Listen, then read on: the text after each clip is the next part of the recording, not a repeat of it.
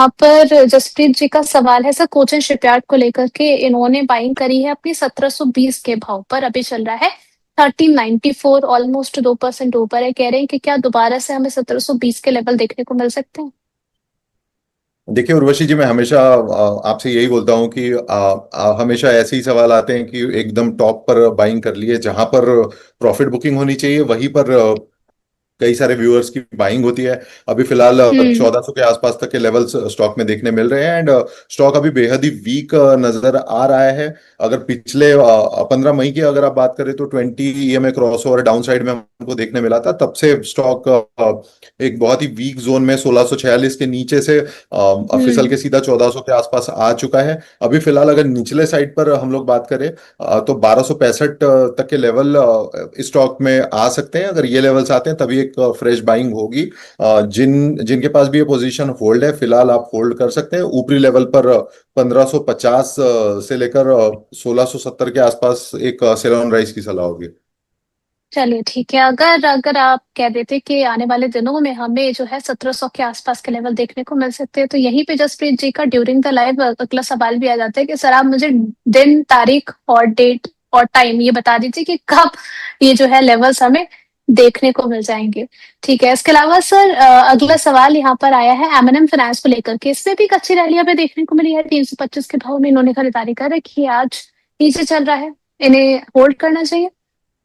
बिल्कुल, स्टॉक में एक अच्छा खासा ब्रेकआउट देखने मिला था। आज एक हल्का सा करेक्शन देखने मिला है, लेकिन वो एक पैनिक सेलिंग है, उसमें बिल्कुल भी डरने की जरूरत नहीं है।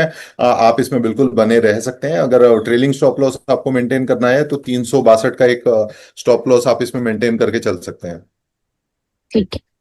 तेजस नेटवर्क 555 पर इन्होंने बाय किया हुआ है, अब भी अगर हम देखें तो चल रहा है 496 पर और 4.5% नीचे।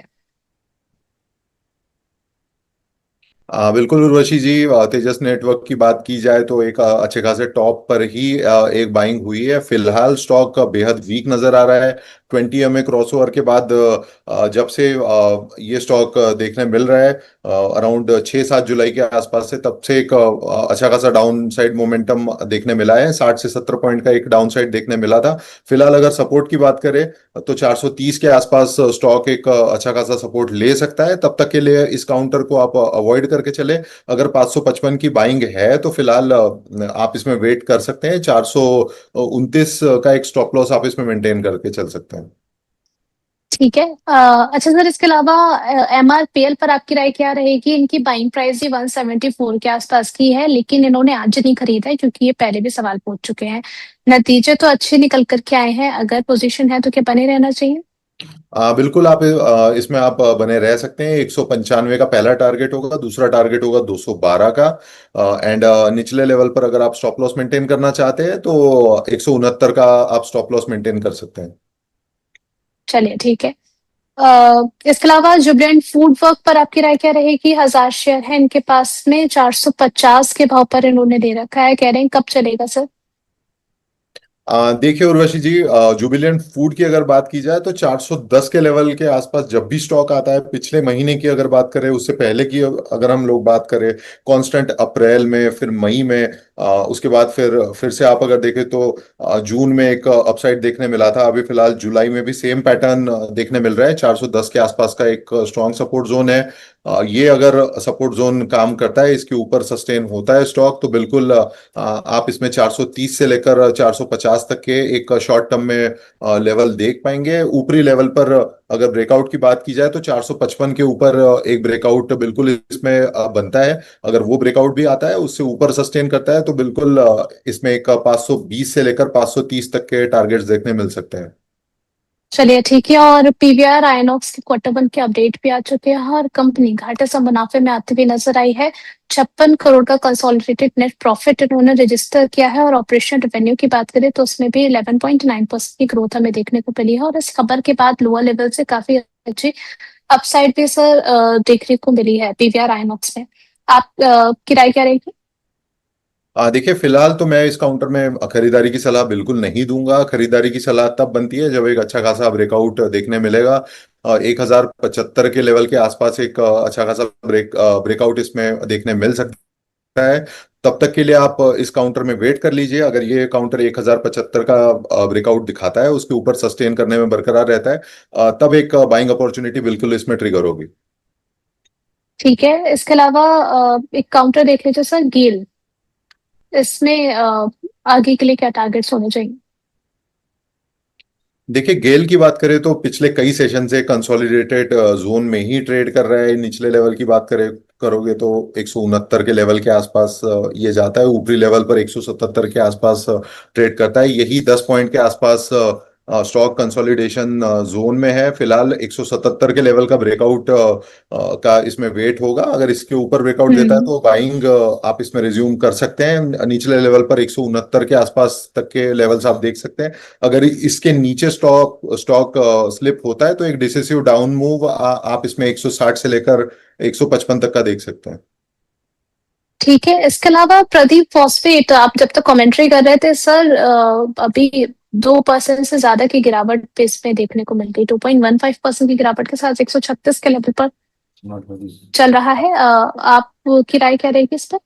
बिल्कुल, देखिए इसमें एक पैनिक सेलिंग प्रॉफिट बुकिंग बिल्कुल इसमें देखने मिली है। 132 के आसपास तक के लेवल्स का आपको वेट करना चाहिए, तब एक अच्छा खासा सपोर्ट जोन आपको यहाँ पर देखने मिल सकता है।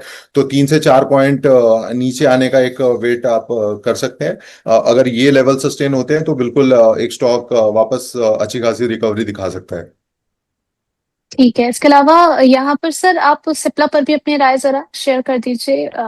जो इनके नतीजे निकल कर के आए हैं वो तो मार्केट एस्टिमेट से काफी ज्यादा नेगेटिव रहे हैं। क्या स्ट्रैटेजी होनी चाहिए सिप्ला में?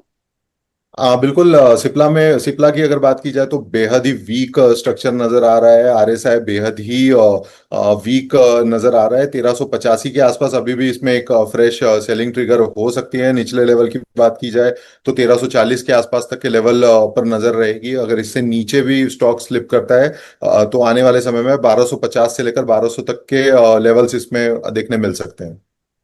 चलिए ठीक है, अब बढ़ चलते हैं पोल क्वेश्चन की तरफ। यहाँ पर सवाल था कि अगर कोई शेयर चुनना हो, अच्छा शेयर चुनना हो, तो किस पैरामीटर को देखना इंपॉर्टेंट होता है? यहाँ पर स्ट्रॉन्ग फंडामेंटल्स देखेंगे आप, सेक्टर ट्रेंड देखेंगे, टेक्निकल चार्ट या फिर फ्यूचर ग्रोथ? दर्शकों का सेकंड हाफ में मानना है कि स्ट्रॉन्ग फंडामेंटल सबसे ज्यादा इंपॉर्टेंट पैरामीटर होता है अच्छे शेयर के लिए।